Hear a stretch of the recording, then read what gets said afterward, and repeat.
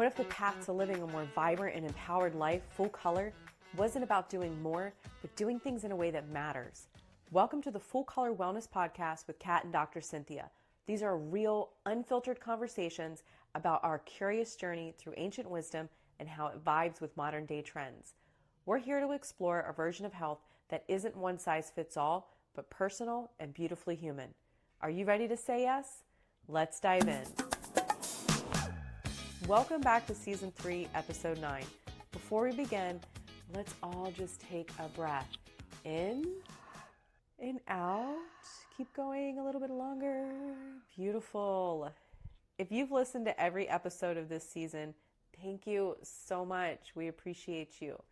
Maybe it's your first one, you're just dropping in. That's okay. You are still right on time. Maybe, if we're lucky, you've bought the workbook and you've done every prompt. Amazing, A+. But my guess is you might be a little more like Dr. Cynthia and I, and you've been listening while you're folding laundry or maybe driving on an errand downtown, and you've occasionally thought, oh, that's interesting. It's kind of landing for me. And you've just sort of like kept moving on. That's okay. Totally counts. When we sat down to plan this season, we knew that we wanted to talk about relationships. What we didn't want to do was talk about perfecting them, right? This wasn't supposed to be a season of like, here's everything you're doing wrong and all the changes that you should be making. It was meant to be about growing our awareness around just what these relationships are, how they shape us, and how we can turn around and intentionally work to shape them back. I feel like we've explored this pretty well together. So we've talked about self-identity, totally my favorite, relationship patterns. We've gotten into family systems and even dating yourself and communication from that.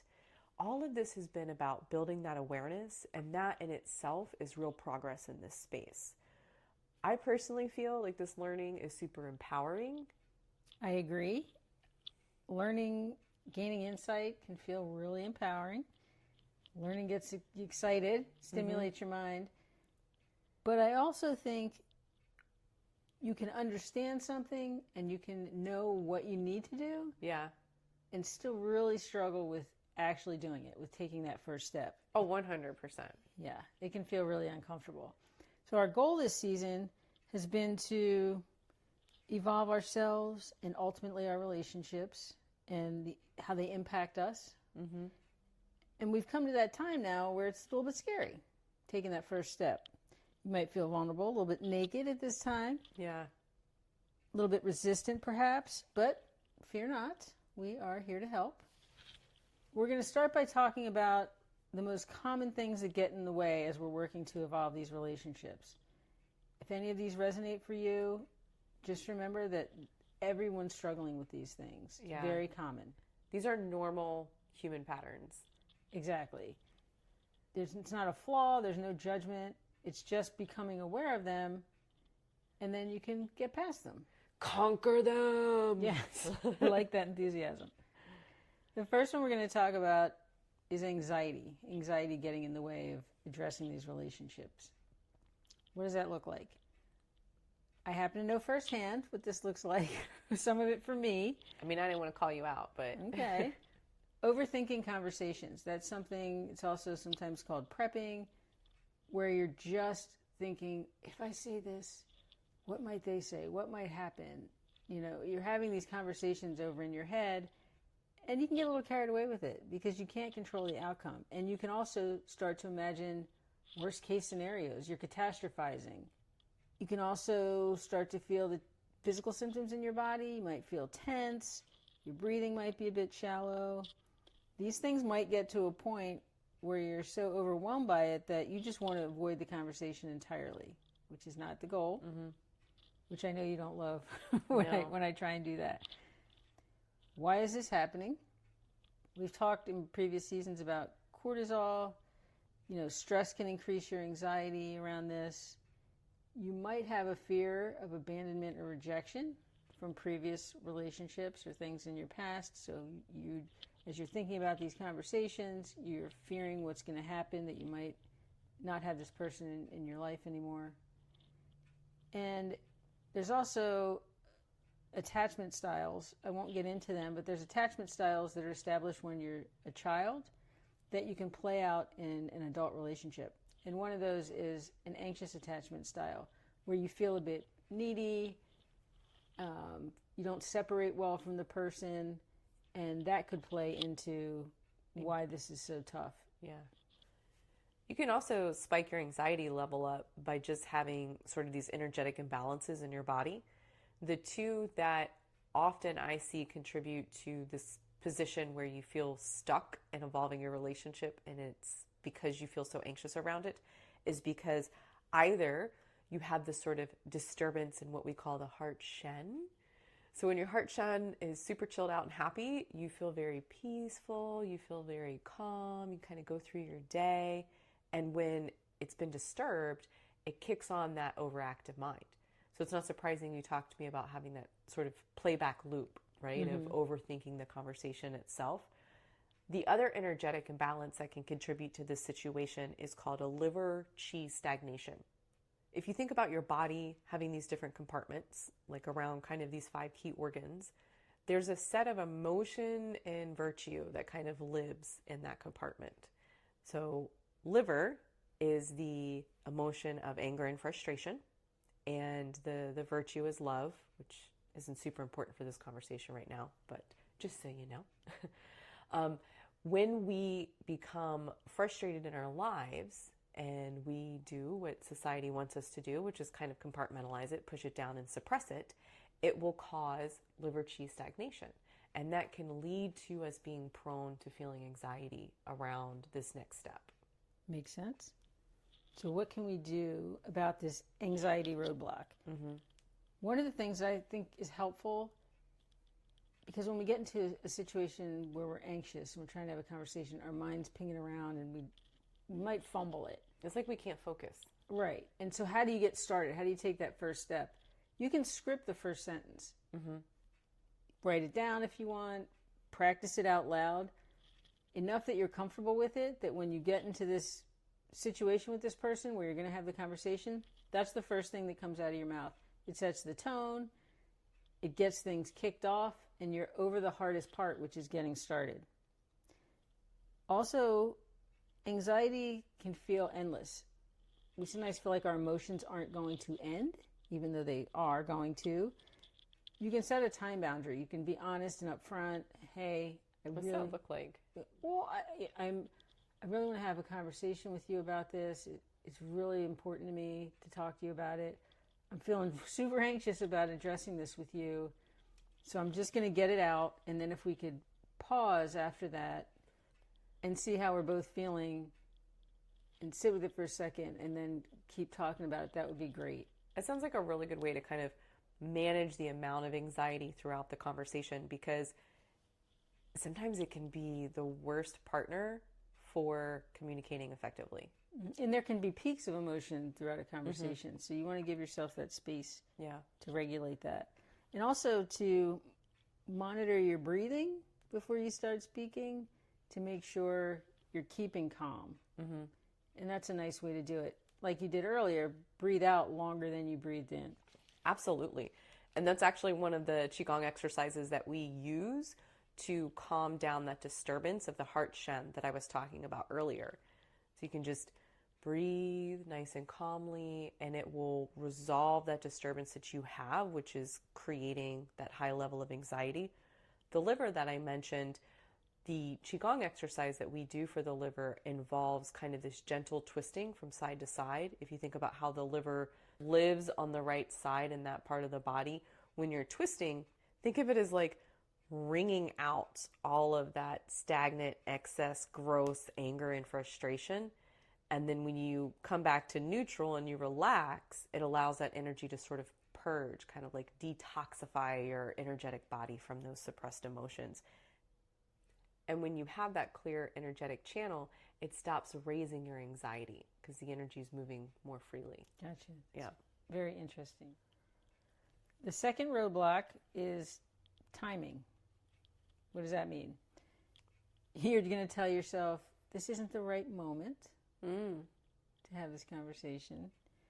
You're waiting for the perfect conditions to have the conversation. This one comes up for me personally, actually, with us specifically. So I'll find myself. Do tell. I know, right? I'll find myself needing to have a conversation with you, but because I love you so much, if you're having a bad day, I'm like, no. This isn't the good time, right? Or if you're having a good day, I don't want you to start having a bad day. So once again, I give myself an excuse to hold off on doing the work with you. That makes sense. And there are no perfect conditions, people. Yeah, there really aren't. There really aren't. And I say that because you think you're strategizing, oh, I'll just wait for this, or I'll just wait for that, or this time or that time. You're really just avoiding. Yeah. Most of the time. I mean, that word strategy right there, that's for business, right? If you find yourself thinking, I'm strategizing the best time to have this conversation, no. It's not. That's not a tool of effective communication. Indeed. Also, with timing, sometimes your emotional intensity can be too high. It might not be a good time to have a significant conversation because your system's overwhelmed by emotion, which puts you, as we've talked about before, into that flight or fight mode a little bit, and that kind of knocks out your logical functioning. You're not thinking real well when that happens. I think all those reasons make a lot of sense to why we find ourselves making this excuse of like it's not the right time or it's not the right moment. There are also energetic imbalances here which can contribute to us using that as kind of an excuse. One of them is our fire element can become excessive. And one way to track if that's the situation is your impulse control is non-existent. So if you feel like you want to do something, you do it right then and there, whether it's a good idea or not, there's an opportunity for you to work on rebalancing your fire element. The other one is if our fire is really high, sometimes it means we don't have enough water, right? It makes a lot of sense when we think about nature. When our water is deficient and we're finding ourselves kind of making these timing excuses, typically what's caused the wire to be deficient is fear. Right? There's some type of root of fear around why you're really not wanting to have that conversation yet. There's some things that we can be doing to improve that situation for ourselves. One of them is around thinking about when we have that conversation. Absolutely. Choosing what I'm going to call a regulated window, which is just a zone where you feel balanced and calm and alert. It's that feeling you have. You wake up and you're like, I got this day. And you feel like you can tackle challenges and you're feeling pretty good. That can be a good window to have a conversation. And I think that applies when your emotional intensity feels really high, that impulse control is kind of out of control. You have a high amount of fire. Picking this window where you know, hey, typically, I can expect to be kind of regulated with my mood at this particular time. For a lot of us, that's not going to be late at night, right? No, that's a really bad idea. You don't want to have an emotional conversation around the time your body is preparing for you to go to sleep because you're cognitively fatigued and there's some biological shifts going on in your body at that time to get you ready to go to sleep that make it not an ideal time to have a conversation that's serious. Yeah, and we saw this come up where it was summertime, you know, I'm out in the yard till like 9 o'clock at night, and the only times we were really calm and unstimulated and connecting was that like half hour right before we went to bed. And it was not the right time to have these kinds of conversations. So we took a step back and recognized what was going on is we weren't carving enough intentional time out earlier in the day. So we fixed it. Absolutely, and I've been resting better ever since. Yep.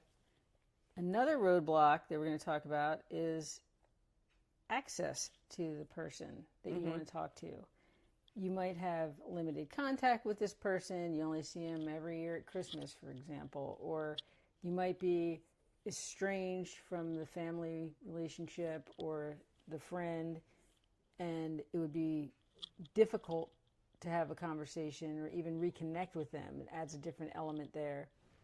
There can also be power dynamics or hierarchies that are either within the family or cultural that you have to get over to have this conversation. For example, you talked about, I think, before, untouchable people. What did you mean by that? Well, I think it's a family constraint that leads to why we use this as an excuse, right? That the untouchable is a person that everyone has an excuse for why we can't talk to them. So why we can't engage. Everybody knows this person does something. Maybe they're an asshole for a particular reason and they always do this thing, but nobody ever mentions it. Or they're overly sensitive and we don't want to upset them. Yeah. Yep. So that can add a level of complexity around having the conversation. You can also have very rigid boundaries between yourself and someone else, and you just never broach certain subjects, or you never, have serious conversations, and you have to get through that as well, through that boundary. And energetically, maybe the metal element has become a little bit dominant, and the metal is where we hold grief and sadness. Sometimes when I explain this concept in classes, the students respond of, oh, I haven't lost anybody important to me, or so-and-so has passed, and that's why I have a lot of grief. When we're thinking about in the context of relationships, it's more grief over what the relationship isn't, right? So a little bit different. The other energetic imbalance we see is with Earth. So Earth is representative of nurturing and grounding, right? No pun intended.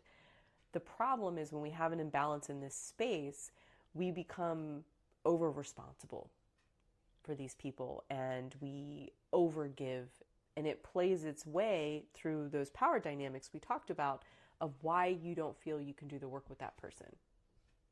And the last one is sometimes the energy of the relationship is dharmic. And what I mean by that is the relationship itself is actually meant to just be a teacher, right? I think we use, what's the thing that we talk about when we identify relationships? It's what? It's for a reason, a season, or a lifetime. Exactly. And I think it requires a pretty elevated level of maturity to start to differentiate between those three things. So what do we do about this? How do we shift this up so that we can move forward with the conversation? You can redefine the role, your role in the relationship, that you now know what you want and you want to have a different position. And this can help you with that earth imbalance a little bit, especially for transactional relationships. If you are the one constantly giving, constantly responsible, you are the resource and it's the only time you're interacting with that person, redefine the capacity you have to give. Exactly. Yeah. If it's someone you have limited contact with or have been estranged from, increase the frequency or just the frequency of how often you see them or interact with them, talk to them on the phone, whatever it might be. Start to make little contacts so that it leads up to this conversation and the conversation is not so difficult. Yeah. And I think you could also just adjust your expectations sometimes with those estrangements that we have. Start to see the relationship for what it is. Sometimes that estrangement is because that relationship has completed its time. That makes sense. Yeah. Looking at the relationship through a different lens of what it might actually be bringing to your life, and is it what you need? Yeah. There's some moving meditations that come to mind that you can do with Qigong to help release some of that grief and get to a place where you can sit with it and accept it. And they're all focused on clearing the lungs. So a really easy one is you stand up nice and tall, you raise your hands up to your shoulder height, stretch them out really nice and wide, take a deep breath in, completely fill your lungs up, and then as you bring your hands back together, you're sort of expelling out that oxygen, expelling out that kind of heaviness that you experience with grief and releasing it and letting it go. And you can do that for 5 minutes. The last roadblock we're going to discuss is emotional or energetic capacity. This is talking about when you just don't feel like you have it in you to have this conversation. Yeah. It might be because you're just burned out with everything that's going on. You might not be able to handle their response. Mm-hmm. Again, you're thinking about how the conversation might go. You're worried about it, and you think you're going to get a particular response, and it feels so bad to you, for lack of a better way to put it, you just don't want to go forward with the conversation. That's been one that has come up pretty frequently for me because I have this sort of internal rule of I don't ask a question I don't think I can handle the answer to. You do live that. That is true. I do, and it's been really helpful, but sometimes it has led to this stagnation in my ability to evolve a relationship. So I don't want to think like that's my fault, right? And we've talked about how this is kind of a human pattern. How is that human pattern created? There are a lot of factors, especially in today's environment. Cognitive overload. We've talked a lot about chronic stress. It just builds up. There's constant stimulation in our environment.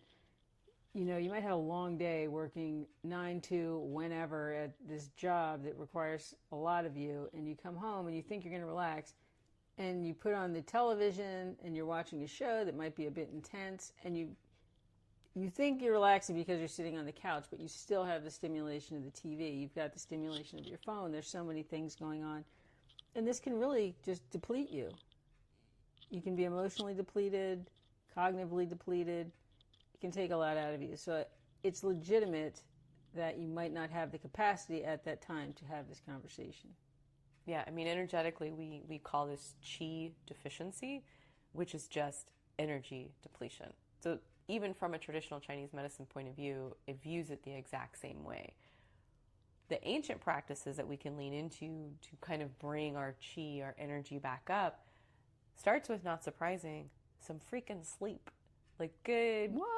I know, good quality sleep. So clean up your sleep habits, and you can start to build that resiliency back up where you feel like whatever the outcome of this conversation is, I don't need to attach myself to it because I can handle what it is. Other things that you can do is eating nourishing foods. Now listen, I get you. Sometimes microwaved Kraft macaroni and cheese is your jam, and that's your comfort food. No problem. I challenge you though, when your chi depletion is your issue for not evolving your relationship, find a way to make it more nourishing. What can you add to it?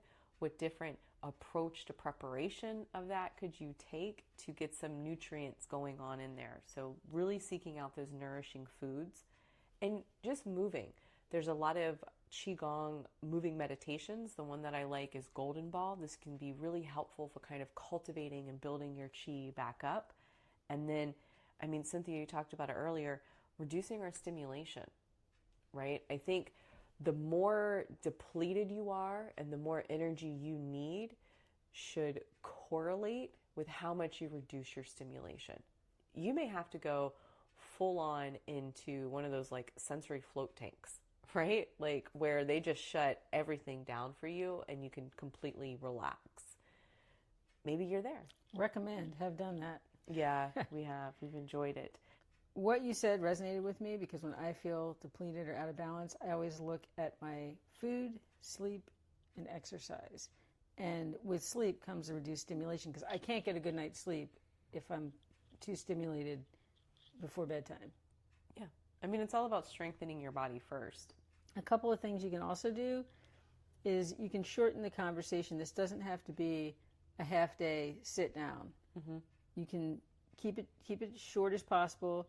You could also use written communication if you really don't feel like it's something that you can do in person or on the phone. Yeah, but for whatever reason, you need to have that conversation right then, more or less. And if you don't have to have it right away, give yourself some grace. You know, delay until you feel like you're properly resourced. Absolutely. Yep. We'd like to take this opportunity, now that we've gone through these 4 roadblocks, to really highlight that this season is not about changing people. You noticed that nowhere in these contingency plans or anywhere earlier in the season have we told you how to change somebody else. The focus is more about kind of clarifying what it is that you want. Totally agree. Understanding your patterns is important, communicating with integrity, and adjusting your participation in these relationships consciously so that your needs are being met. Yeah, and it's all about creating that safe space for that communication. If your relationships end up strengthening out of this, that is a beautiful outcome. If they just kind of shift a little bit, great. That's some more information that you can use to continue evolving and moving this closer to what aligns with what you're seeking. And sometimes it might just end. That's okay. That's a finite data point. And it's just an opportunity for you to close the chapter and create more space in your life to move forward. It's also really important to remember that you're not responsible for controlling these outcomes. Whatever happens, happens.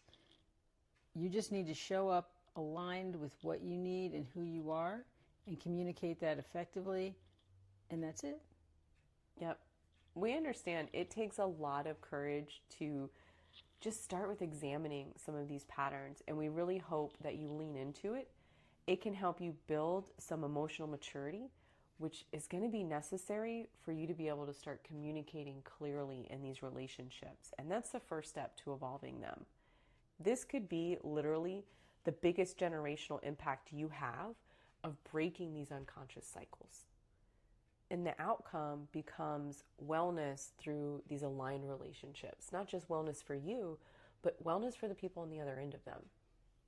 Having aligned relationships like these regulates your nervous system, improves your immune system resilience, improves your sleep, reduces inflammation, which is huge benefit, super important, and increases your vitality. So it's really a win.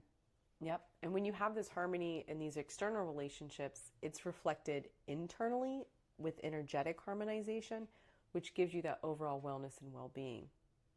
Listen, you're not asking for too much when you go to do this work. You're just asking for some alignment. You're also, look, you are not being dramatic. You're just being intentional. If you can just take even one small step to make a boundary more clear, have one honest conversation, make one internal shift for yourself, that is forward momentum. That is all we're looking for. So thank you so much for joining. If you want to dive deeper, please check out the companion workbook for season 3. And we'd love to keep exploring this path together. Join our private Facebook group, the Full Color Wellness Warriors, and drop a comment. Let us know what roadblocks you think come up most often, or maybe share one we didn't mention.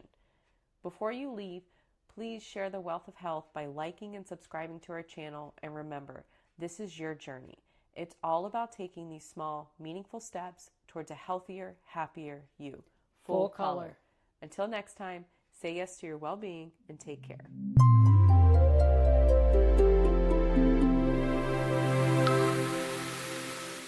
The content of this podcast is for educational and informational purposes only and is not intended as medical advice. Please consult a licensed healthcare provider before beginning any new health practice. Do not ignore or delay seeking medical advice because of something shared in this episode. If you're experiencing a medical emergency, call 911 or visit your nearest emergency room. Listening does not create a practitioner-client relationship. Yes to Holistic Health makes no guarantees regarding outcomes based on the information provided. Copyright notice, Yes to Holistic Health, all rights reserved. This content may be shared for non-profit educational purposes with credit to Yes to Holistic Health. No commercial use without written permission.